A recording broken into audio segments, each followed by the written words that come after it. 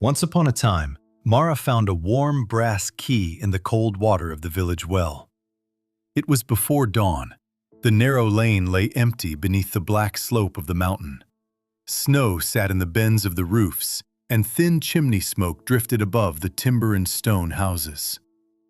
Mara held her pail beneath the iron spout and waited for the covered spring channel to fill it. Something struck the bottom of the bucket. She reached into the water and drew out a key. Brass had no business there. The village used black iron for its doors, its granaries, its parish chest. Even Master Oren's finest locks came dark from the forge. This was pale brass, warm against Mara's wet palm. Its teeth cut in a pattern she didn't know. Under its round bow lay one shallow filing stroke, curved like a crescent. Mara rubbed it with her thumb. Her mother had taught her that mark when Mara was small enough to sit on a workshop bench with her heels swinging above the floor. Alda had said that some work ought to tell you who made it. Alda had vanished when Mara was a child. People said she had drowned in the spring flood. A few said she had gone into the mountains. Master Oren said nothing. Oren was bent over a lock plate when Mara brought the key into the workshop. Charcoal dust lay along the bench. The vise, files, punches, tongs, and cold chisels had all been returned to their places. Beside the dead forge, the soapstone stove had gone pale overnight, though it still gave enough heat to soften her fingers. Mara had learned nearly everything by watching Oren's hands. He had never put her name in the council register. She could cut wards, mend a bent spring, and make a working key from a lock's empty mouth in a patient afternoon. When a farmer brought in a granary lock, though, Oren wrote his own name on the receipt. Mara set the brass key before him. His file stopped. For one breath, his face lost its careful shape. He closed his hand over the key and asked where she had got it. "The well," Mara said. "It has Mother's mark." Oren went to the shelf behind the stove and brought down an oilcloth packet. He tried to hide what was inside, too late.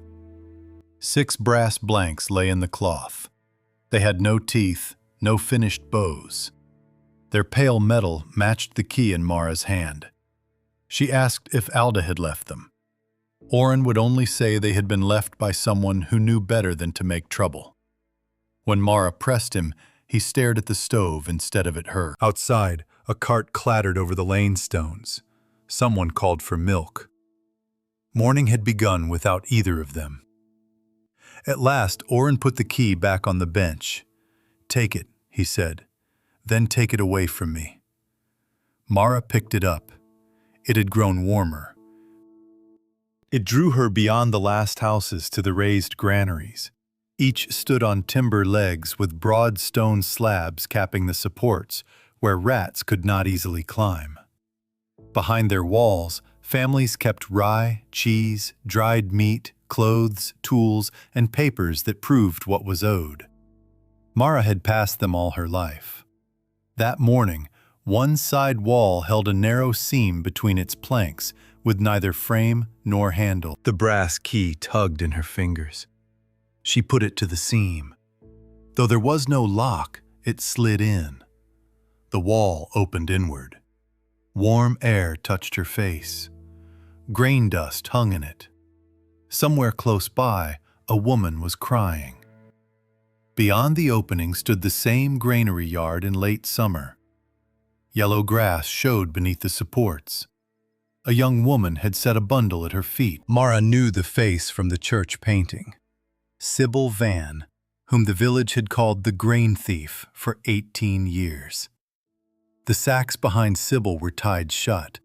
An older man stood between her and the lane. Mara recognized the hard line of his jaw from the family that still owned the largest grain barn. He told Sybil that her father had signed, and she would marry the man chosen to settle his debt. Sybil wiped her face on her sleeve. Mara heard her refuse. Her father might have signed away what he owed, Sybil said, but he had not signed her. The man raised his hand. From the open doorway, a wet hand reached out and rested on Sybil's shoulder. Sybil flinched. Then she took up her bundle and passed through.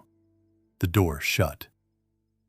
Mara faced a solid wall of old wood, with the brass key gone cold in her hand. Oren found her there before noon, his coat thrown over his work apron, snow caught on his boots. One look at Mara told him she had opened the door. She said Sybil had stolen nothing. Oren looked at the blank wall. Her father still owed grain, he said. That didn't vanish when she did.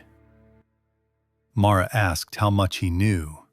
He said only that Alda had made things open where they should have stayed shut. Doors? Mara asked. Trouble. He reached for the brass key. Mara stepped back and Oren let his hand fall. He told her to leave old accounts buried. People had built their lives over them. Mara looked at the place where Sybil had disappeared. Then they built badly, she said. 2 days later, a second brass key rose from the well in full view of the village.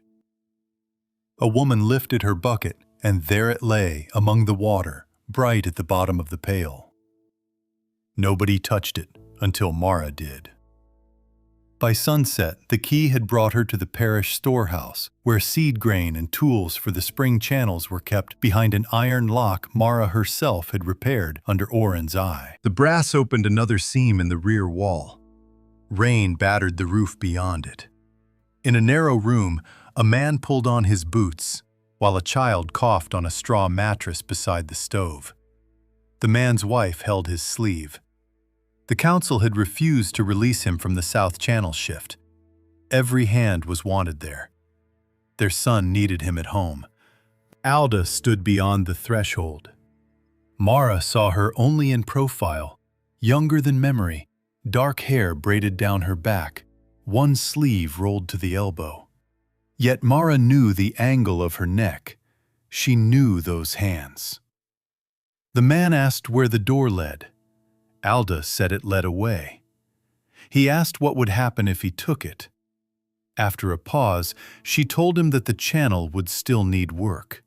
Someone else's share of water might fail before it could be moved. The man bowed his head. His wife looked at the child and told him to go. He kissed the boy's forehead and stepped through. The rain vanished. Mara saw cracked earth weeks later, and an old woman standing beside a dry channel with an empty bucket held in both hands. Then the door was gone. That night, while Oren slept in the loft, Mara opened the oilcloth packet again. Beneath the unfinished blanks, she found a council page, brown around its edges as if it had been soaked and dried. The Reeves seal had been broken. Names filled the page.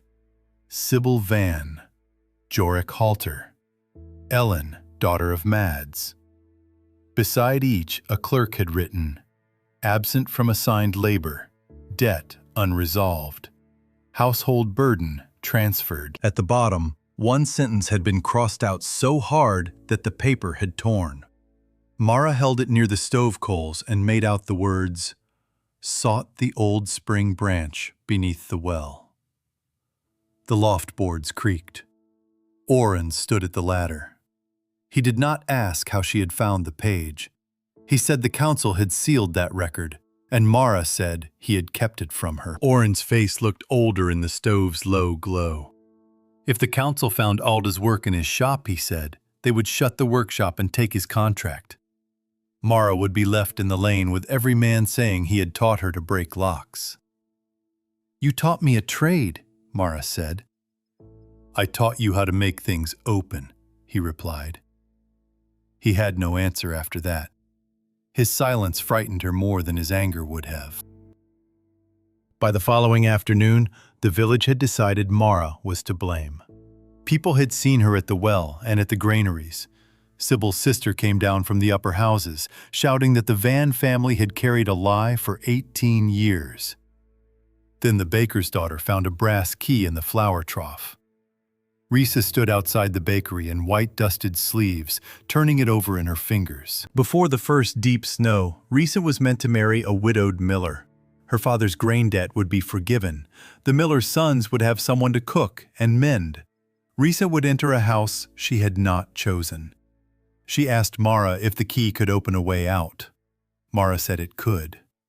Risa asked whether it made what she left behind disappear. Mara thought of the old woman's cracked field. She told Risa, no. Risa closed her hand around the key. A horn sounded from the upper channel. A rockfall had broken the covered run that fed the well. Men and women hurried uphill with rope, planks, shovels, and iron picks. Water had already thinned at the trough. The channel fed kitchens and animals, wash basins and fields. Winter was near. Every missing worker would be counted. That evening, Mara climbed through the service hatch into the settling chamber beneath the well. Oren had shown her the cramped stone room when she was small enough to fit through it easily. Grit sank there before the water went on to the village. Now, another flow sounded behind the back wall. Thin, steady. Water was going somewhere it should not. One block was wet around its edges. In the mortar beside it, Mara found the small crescent mark. She fetched a cold chisel from the workshop. The stone came loose only after long work. Beyond it ran a narrow conduit, its corners softened by age and water. Mara crawled through on her hands and knees, the brass key tucked beneath her collar. The passage opened into a chamber beneath the mountain. A plain door stood in the far wall. Its wood had swollen with damp.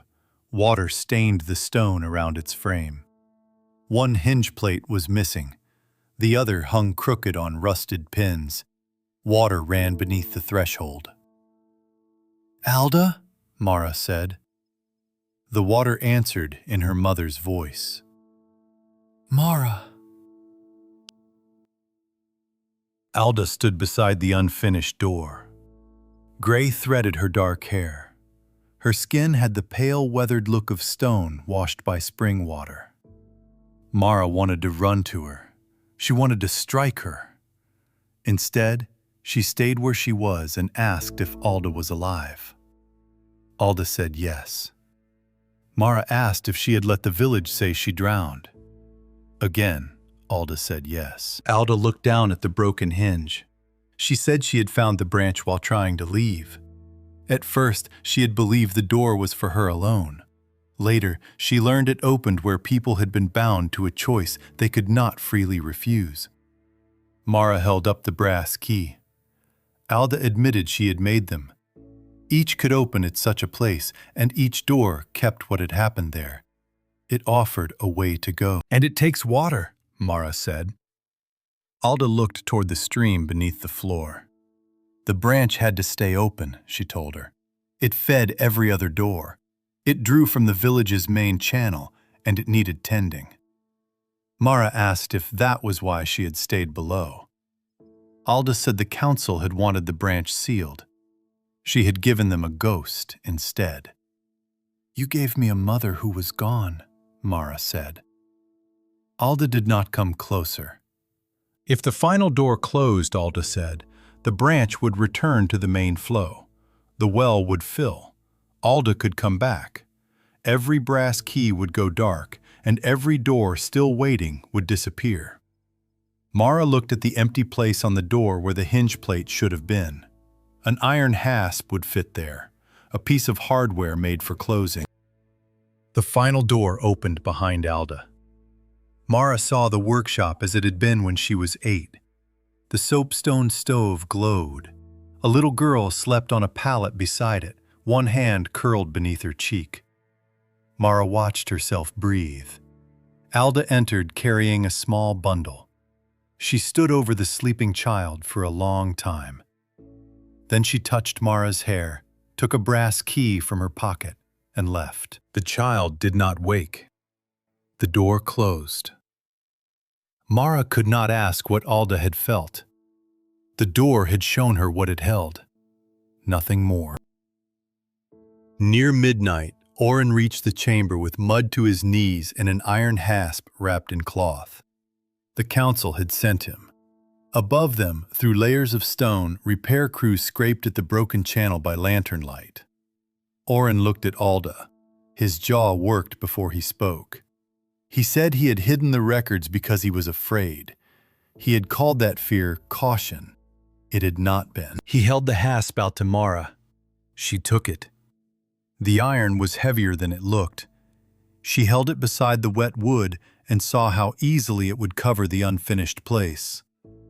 She thought of Risa's flower-covered hands, Sybil beneath the granary, the coughing child, the old woman with her empty bucket. Above them waited the winter stores, counted behind locked doors. Mara gave the hasp back. "I won't close it," she said. Oren did not take it at first, only the water moved. At last, he set the hasp on the chamber floor between them. He said the village would have less water. "Yes," Mara said. He said more people might leave. "Yes." Mara turned to Alda. Her mother stood beside the open door with one hand resting on the wet wood. Mara did not forgive her. Alda did not ask. Risa did not use her key that night. She carried it home beneath her cloak, while her father argued with the miller in the bakery doorway. Other voices joined them. Someone asked why a promise made by one man should bind his daughter. Someone else spoke of the channel repairs. Nothing was settled before dawn. Mara returned to the workshop after the crews had gone uphill. Oren slept in his chair. The forge was cold. She set the unused iron hasp on the soapstone stove. It never warmed. Below the narrow lane, beneath the well stones in the settling chamber, water went on making its thin, patient sound.